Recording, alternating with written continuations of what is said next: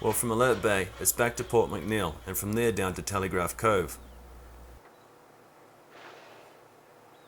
It was here that we'd planned to spend some time kayaking. The company that we'd gone with was called Discovery Expeditions. They're a leading Vancouver Island outfitter. They do tours of British Columbia, and they've got years of experience exploring the west coast of Vancouver Island in British Columbia. In charge of Discovery Expeditions is Larry Roy. Larry was a founding member of the Sea Kayaking Guide Alliance of British Columbia. He was instrumental in developing all the safety standards for the kayaking industry, so we could be assured that our trip was going to be a safe one. One of the best features of the trip was the base camp, a small island in the Johnston Strait. It was perfect for viewing orcas. And not only that, it was bug-free and set up with all the necessary amenities. For us, it was quite something. It was very exhilarating when we got to the other side. Looking at so we're sitting there and I'm getting cold. And the way you stop yourself, I mean, this boat kelp is out there for a really good reason. It's anchors. If you want to stop, if you're tired of paddling or the wind is getting you and you want to rest, you just grab a hunk of boat kelp and it'll keep you there. It's a good place to stop. Anyway, we're sitting there with this boat kelp. And like I said, we got some really paddling. So we said, okay, everybody down this shore, single file. Right, hug the shore. Well, there was a back eddy. We got a free ride all the way into the strait. It was beautiful. It was piss cake. Nothing to it. And I was all fired up. I was going to get that water. And it was great.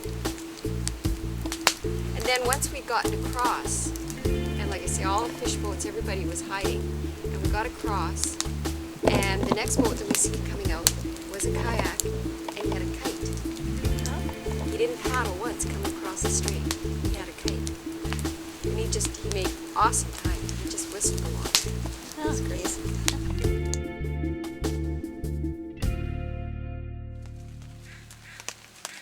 Well, here we are at our little island for the next 4 days.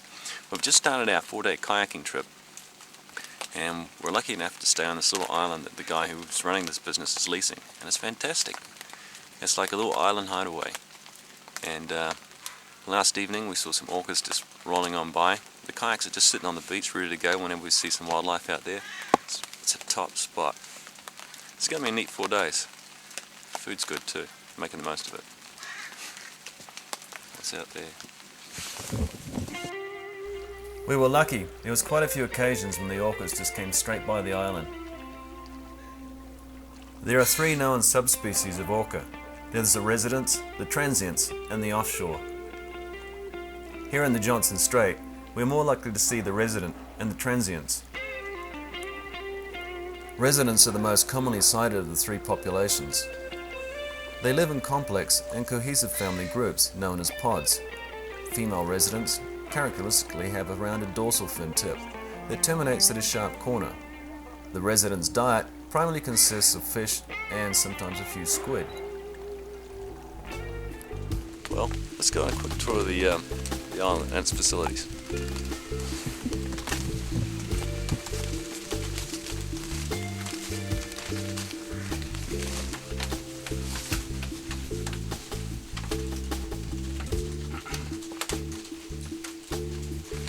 This, of course, is one of the more important areas, the kitchen,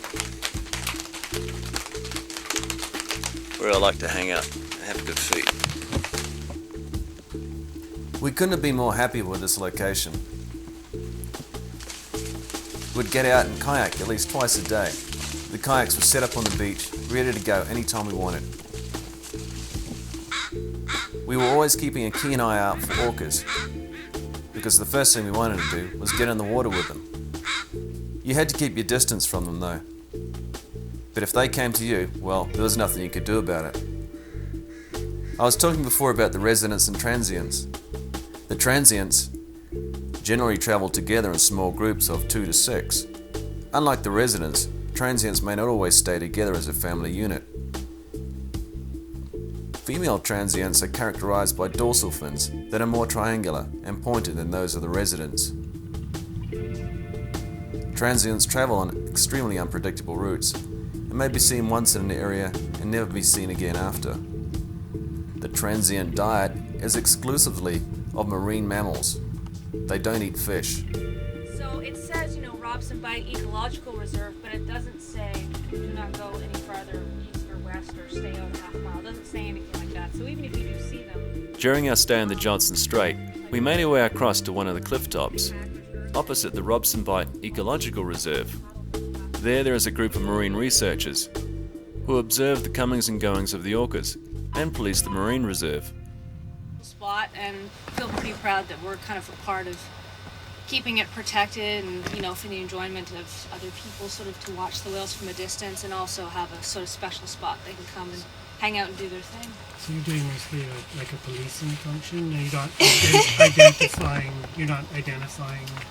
I don't think we're families and skilled stuff enough yet to identify. There are some pods that stand out more than others, like the my favorite are the A36s, because it's 3 males and they stand out pretty good. Yeah.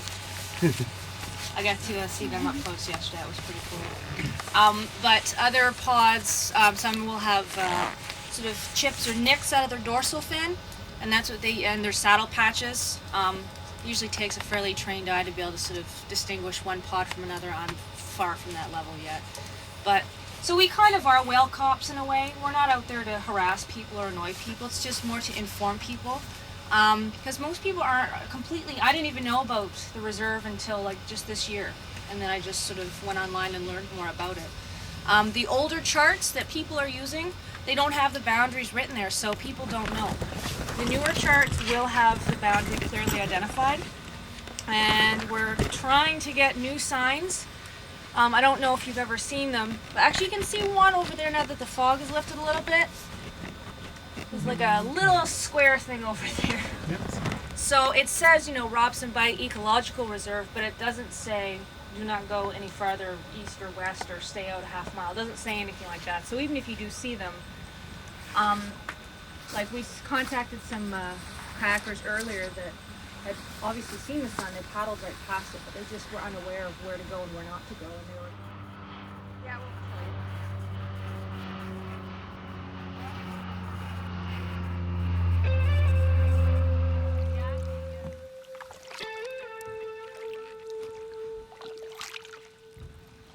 Being out here in the wild in British Columbia, especially here in the Johnson Strait, is truly a memorable experience. What it offers you is a quietness, a peacefulness, and a chance to see orcas and other wildlife close up.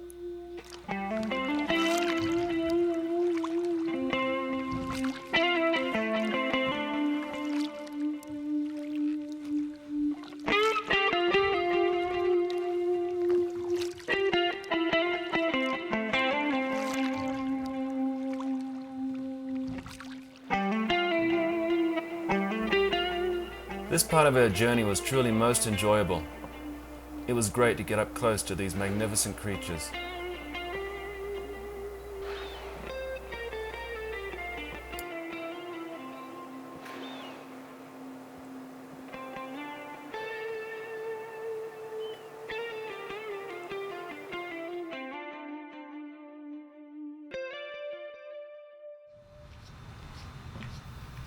Well, it's back to Telegraph Cove.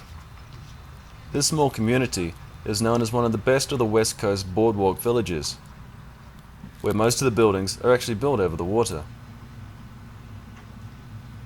The main reason you may come to Telegraph Cove is, of course, to view the orcas.